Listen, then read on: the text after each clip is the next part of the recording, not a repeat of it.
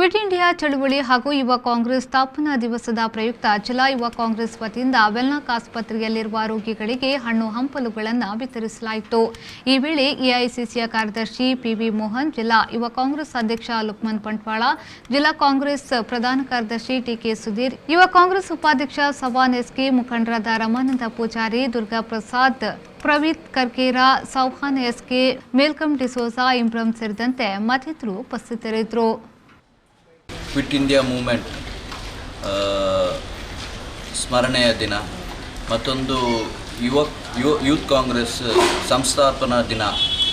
ಇದರ ಪ್ರಯುಕ್ತ ಸೌಹಾನ್ ಮತ್ತು ರಮಾನಂದ್ ಪೂಜಾರಿ ಅವರ ನೇತೃತ್ವದಲ್ಲಿ ನಾವಿವತ್ತು ಏನು ನಮ್ಮ ಆರ್ಗನೈಸೇಷನ್ ಸಂಸ್ಥಾಪನಾ ದಿನದ ಅಂಗವಾಗಿ ಹಾಸ್ಪಿಟ್ಲಲ್ಲಿ ಜಿಲ್ಲಾ ಆಸ್ಪತ್ರೆ ವೆನ್ಲಾಕ್ ಇದರಲ್ಲಿ ಯಾರು ಕಷ್ಟದಲ್ಲಿದ್ದಾರೆ, ಯಾರು ಬಡವರು ಏನು ಅಪಘಾತಕ್ಕೊಳಗಾಗಿ ಯಾವುದೋ ಕಾಲು ಕೈ ಏನು ಇದಿಲ್ಲದಿರುವವರಿಗೆ 2 ವಾಕರನ್ನು ದಾನ ಮಾಡಿದ್ದೇವೆ. ಅದೇ ರೀತಿ ಅವರ ನೋವುಗಳನ್ನು ಅರಿತು ಅವರಿಗೆ ಧೈರ್ಯ ತುಂಬುವ ಕೆಲಸಗಳನ್ನು ಮಾಡಿದ್ದೇವೆ.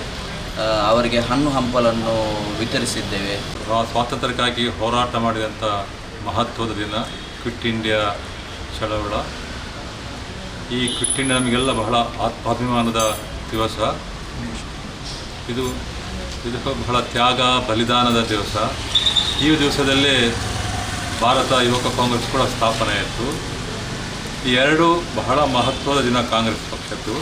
ಒಂದು ಯೂತ್ ಕಾಂಗ್ರೆಸ್ ಸ್ಥಾಪನೆ ಆದಂಥ ದಿವಸ, ಆಮೇಲೆ ಭಾರತವನ್ನು ಬಿಟ್ಟು ಹೋಗಿ ಬ್ರಿಟಿಷರು ಅಂತ ಹೇಳುವಂಥ ದಿನ. ಈ ದಿನದಲ್ಲಿ ಇವತ್ತು ಯೂತ್ ಕಾಂಗ್ರೆಸ್ನ ನೇತೃತ್ವದಲ್ಲಿ ಅದರ ಅಧ್ಯಕ್ಷರಾದ ಲುಕ್ಮಾನ್ ಬಂಟ್ವಾಳ್, ಅದರ ಕಾರ್ಯದರ್ಶಿಗಳಾದ ರಮಾನಂದ ಪೂಜಾರಿ, ಸೌಹಾನ್ ಅವರು, ಕಾಂಗ್ರೆಸ್ ಮುಖಂಡರು, ಆಮೇಲೆ ಸುಧೀರ್ ಟಿಕೆ, ಇವರೆಲ್ಲ ದೊಡ್ಡ ನಿಯೋಗ ಮಾಡಿಕೊಂಡು ಇವತ್ತು ಆಸ್ಪತ್ರೆಗೆ ಬಂದು ಇವತ್ತು ನಾವು ವಾಕರನ್ನು ಕೊಟ್ಟಿದ್ದೀವಿ. 2 ವಾಕರನ್ನು ಅವರು ದಾನ ಮಾಡಿದ್ದಾರೆ ಯುವಕ ಕಾಂಗ್ರೆಸ್ ವತಿಯಿಂದ.